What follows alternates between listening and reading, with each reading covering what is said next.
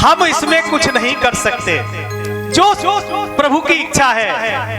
तुम कह रही हो कि मैंने उनकी कोई परीक्षा नहीं ली, तुम कह रही हो कि मैंने जैसे आपने प्रणाम किया वैसे मैंने उनको प्रणाम किया, है ना। तुम कह रही हो कि मुझसे कोई गलती नहीं हुई है, इसलिए मैंने न कोई परीक्षा ली और जैसे आपने प्रणाम किया वैसे प्रणाम किया है। तो भोले बाबा मन में विचार करने लगे कि करी प्रतिज्ञा और शंकर माई। उसी समय भोले बाबा ने प्रतिज्ञा कर ली कि करी प्रतिज्ञा शंकर माई कि जातन भेंट सती अबुनाई। जातन भेंट सती अबुनाई। जातन भेंट।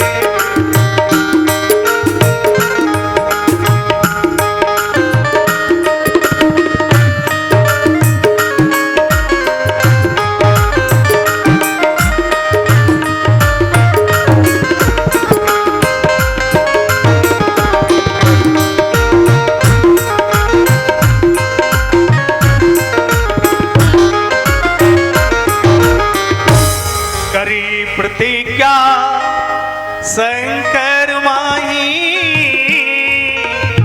जातन भेंट सती अबुनाई। प्रतिज्ञा हुई, आकाशवाणी हुई, और जब इस प्रतिज्ञा की आकाशवाणी हुई तो सती शंकर जी से पूछने लगी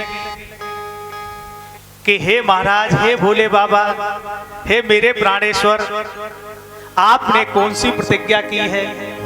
आपने कौन सी प्रतिज्ञा की है? आपने कौन सा प्रण किया है? मुझे कुछ सुनाई दिया है लेकिन स्पष्ट सुनाई नहीं दिया कि आपने प्रतिज्ञा क्या की है। स्पष्ट सुनाई नहीं दिया, कृपा करके मुझे बताइए। शंकर जी ने कहा, अब हम तुम्हें बताएं क्या, और बताने से फायदा भी क्या है? जहां पति पत्नी के संबंध में विश्वास ही न हो तो वहां बात बताने की जरूरत क्या है? भोले बाबा ने सती को कुछ नहीं बताया कि मैंने क्या प्रतिज्ञा की,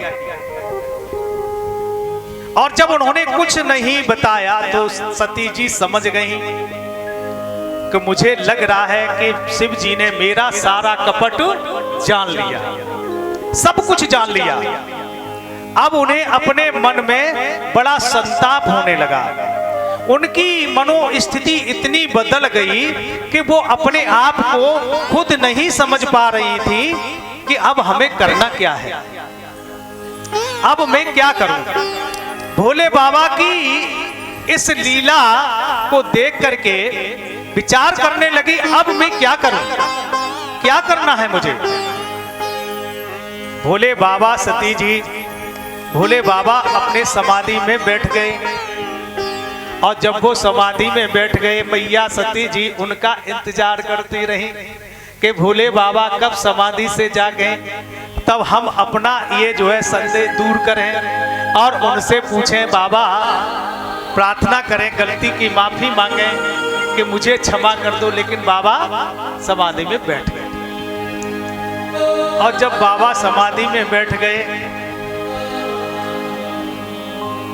इधर ब्रह्मा जी कहने लगे कि हे नारद, जब ये समाधि में बैठ गए और समाधि में जब उनकी जागी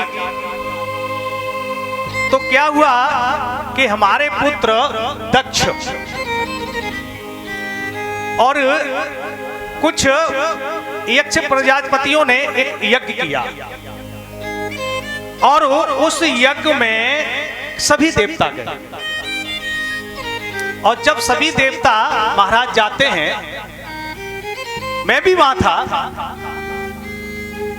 वहां हमारे आराध्य देव भोले बाबा भी थे, और जब भोले बाबा वहां थे तो यज्ञ चल रहा था, लेकिन सभी तो बैठे थे, भोले बाबा अपनी समाधि में बैठे थे। भोले बाबा समाधि में बैठे थे तो वहां पर जो है महाराजा दक्ष भी पहुंचे। और जब दक्ष सभी प्रजापतियों के जो है राजा थे, तो जैसे ही राजा को देखा तो सभी लोग खड़े हो गए और खड़े होकर के सभी ने राजा को प्रणाम किया। लेकिन भोले बाबा तो अपनी जो है भस्म रमाए हुए आनंद से बैठे हुए थे और हरि का ध्यान कर रहे थे, है ना। उनकी जो है समाधि नहीं टूटी, सभी ने प्रणाम किया और भोले बाबा ने दक्ष को प्रणाम नहीं किया। और जब उन्होंने दक्ष को प्रणाम नहीं किया तो जो है उन्हें क्रोध आ गया। उन्हें क्रोध आया और क्रोध आकर के मन में विचार करने लगे कि ये कैसा शंभू है, ये कैसा मेरा दामाद है, जिस दामाद को ये नहीं पता कौन बड़ा कौन छोटा, कौन आया कौन गया, और मेरा कोई आदर कोई सत्कार नहीं, ना राम नमस्कार प्रणाम कुछ नहीं। हमेशा जो है भांग धतूरा इत्यादि खा करके भस्म लगा करके बैठा ही रहता है, किसी बात की कोई परवाह नहीं, कौन आया कौन चला गया। ऐसा कह करके जब कह ही रहे थे तो धीरे धीरे धीरे धीरे ये कह रहे थे कि ये पाखंडी है, ये ढोंगी है, यानी अनाप शनाप उल्टा सीधा जो है भोले बाबा को कहने लगे।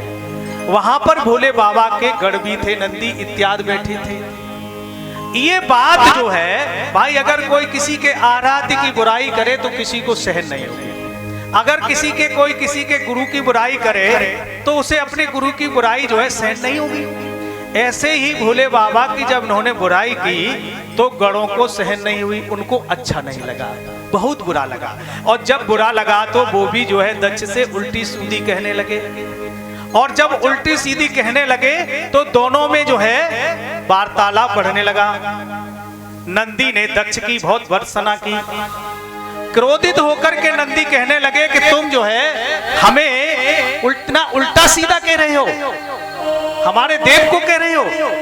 तो राजा दक्ष कहने लगे कि जितने भी भोले बाबा के अनुयायी हैं सब पाखंडी हैं और सब पाखंडी हो जाएंगे, सब अपने धर्म को भूल जाएंगे।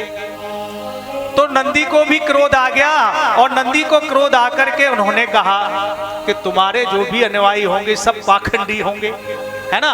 उन्होंने कहा कि हर यज्ञ में किसी भी तुम्हारे बाबा को भोग नहीं मिलेगा, किसी भी यज्ञ में जाओ, मैं श्राप देता हूं।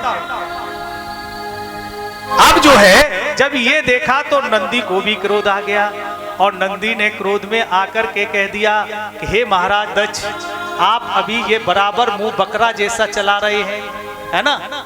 जैसे बकरा नहीं, कितना भी पेट भरा हो और फिर भी बकरा जो है मैं करता रहता है ना।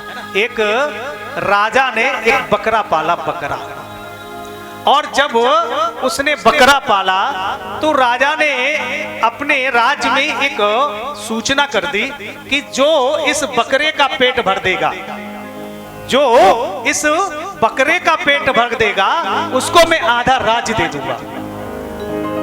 अब बड़े बड़े अच्छे चरा वाले आए जो बकरियां चराते हैं और आकर के बड़े बड़े ला करके और बड़ी बड़ी अच्छी, जहां बहुत अच्छी अच्छी हरी घास थी, उस घास में ले जा करके उस बकरा को छोड़ दिया कि जब हरी हरी घास खाएगा तो इसका पेट भर जाएगा। बकरा जो है खूब हरी घास खा करके और खूब शाम को पेट भर के आया।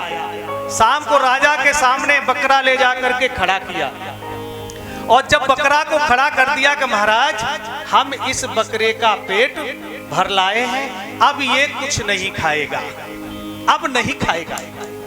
राजा ने कहा ठीक, कोई बात नहीं। मंत्री को बुलाया, लाओ हरी घास, और जैसे ही उस बकरा के सामने उस हरी घास को डाला, है ना, बकरा ने 2 बार मैं किया और मैं करने के बाद उस हरी घास को खा लिया। क्योंकि ये बकरा बकरी का ये स्वभाव होता है, कितना भी पेट भरा हो और उसके खाने की चीज हो या न हो, एक बार उसमें मुंह जरूर मार देगी, ये उसका स्वभाव है। ऐसे करके 2, 4, 6, 10 सभी निकल गए, किसी ने बकरे का पेट नहीं भर पाया।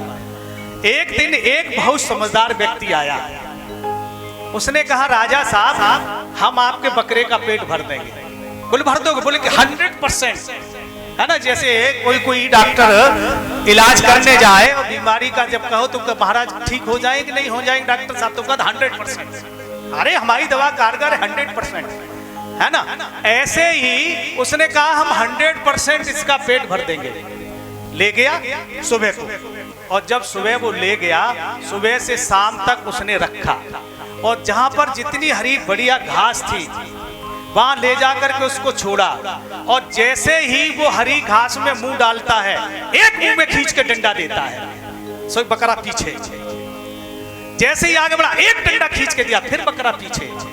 अब जैसे ही बकरा का मन हरी घास पर जाता, खींच के डंडा देता है, खींच के डंडा। जैसे ही शाम का समय आया, अब वो जो है बकरा घास को तो नहीं देख रहा, डंडे को देख रहा है। अब वो डंडा कर रहा है, वो डंडे को देख रहा है कि अगर हमने हरी घास खाई तो ये डंडा अभी पड़ेगा, ये डंडा अभी मेरे सर पर मेरे पड़ने वाला है। शाम को वो बकरा को ले जा करके और उसने राजा साहब के सामने खड़ा कर दिया। बोले राजा साहब, बोले हाँ देखो आपके बकरे का पेट भर गया, अब ये हरी घास आज नहीं खाएगा।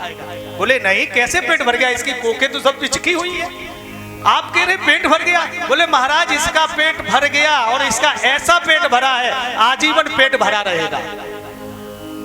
बोले है? बोले हाँ। बुलाओ हरी घास। जैसे ही हरी घास मंगवाई गई और उसके सामने हरी घास जैसे ही डाली, और वो जो